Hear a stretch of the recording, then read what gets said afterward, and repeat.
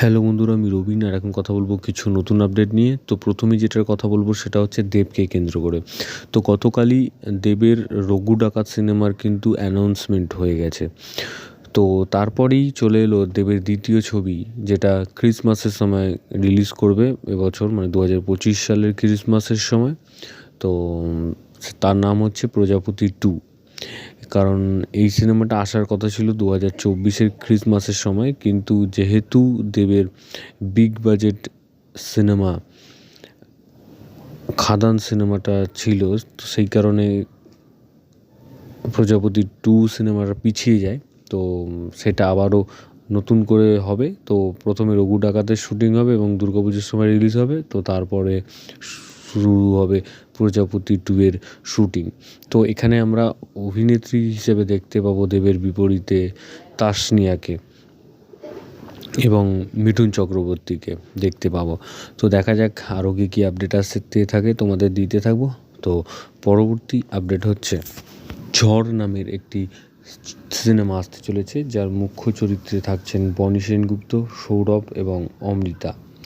ছবিটি suspense thriller হতে চলেছে। অভিনেতা বনি সৌরভের সাথে প্রথমবার জুটি বাঁধতে চলেছেন নবাগতা অভিনেত্রী অমৃতা। ছবির নাম ঝড়। ছবির পরিচালনার দায়িত্বে রয়েছেন পরিচালক অ্যান্থনি জেন এবং ছবিতে বনি সেনগুপ্তর ক্যারেক্টারটা হচ্ছে একজন শিক্ষক এবং অমৃতা হচ্ছে একজন স্টুডেন্ট এবং সৌরভের চরিত্রটা একদমই আলাদা একটা চরিত্র। তো পোস্টারটা দেখা যাক, পোস্টারটা দেখে তো একটা কিছু হিংস তো দিচ্ছেই যে একজন শিক্ষক কীভাবে, তা এরকম পোস্টারটা দেখা যাচ্ছে যে একজন শিক্ষক কীভাবে সে বন্দুক হাতে। তো তার জন্য আমাদের সিনেমাটা দেখতে হবে বা ট্রেলার টিজার দেখতে হবে। তো দেখা যাক আরও কী আপডেট আসতে থাকে, তোমাদের দিতে থাকবো। তো পরবর্তী আপডেট হচ্ছে বিনোদিনী ছবিটিকে কেন্দ্র করে। বিনোদিনী ছবিটি রিলিজ হবে আগামী 23শে জানুয়ারি এবং এর মধ্যে ট্রেলার বা টিজার আরও কী আসে দেখা যাক। এবং গতকাল এই ছবির মানে বিনোদিনী ছবির রামকৃষ্ণদেবের যে ক্যারেক্টারটা, তো তার একটা পোস্টার কিন্তু এসছে, তো মোটামুটি হয়েছে। কিন্তু আমার মনে হয় যাকে রামকৃষ্ণদেব করা হয়েছে তার থেকে ভালো হতো যদি আমরা জি বাংলাতে একটা সিরিয়ালে, মানে ওই রানী রাসমণি সিনেমার মধ্যে, মানে সিরিয়ালে আমরা যাকে রামকৃষ্ণ চরিত্রে দেখতাম, আমার মনে হয় এই বিনোদিনী সিনেমাতে তাকে যদি নেওয়া হতো রামকৃষ্ণদেবের চরিত্রের জন্য, আমার মনে হয় আরও বেটার হতো। কারণ তাকে অলরেডি আমরা অ্যাকসেপ্ট করেছি রামকৃষ্ণ হিসেবে, কারণ তাকে দারুণ মানায়। তার নামটা আমার ঠিক খেয়াল পড়ছে না, কিন্তু তাকে দুর্ধর্ষ লাগে রামকৃষ্ণ চরিত্রে এবং তার অভিনয়। তো তাকে যদি নিত রামকৃষ্ণর ক্যারেক্টারে, আমার মনে হয় আরও ভালো হতো। তো দেখা যাক, যাই হয়েছে হয়েছে। তবে এখনও আরও কী আপডেট আসে দেখা যাক। এবং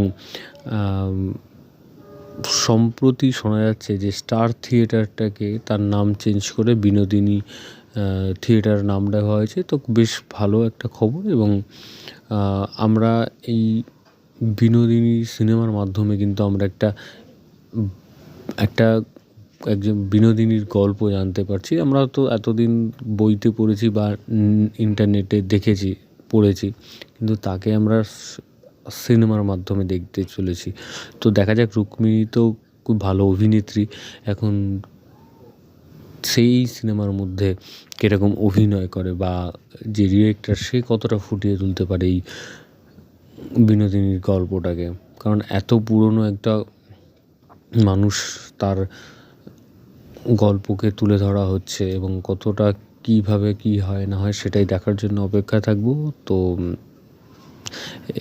দেখা যাক কী হয়। এবং এরকম ধরনের আরও আপডেট পেতে তোমরা সাবস্ক্রাইব করো চ্যানেল প্লে বাংলা পিবি এবং বেল আইকনে ক্লিক করতে বলো না। বেল আইকনে ক্লিক করলে তোমরা সবার আগে নোটিফিকেশন পেয়ে যাবে। ধন্যবাদ।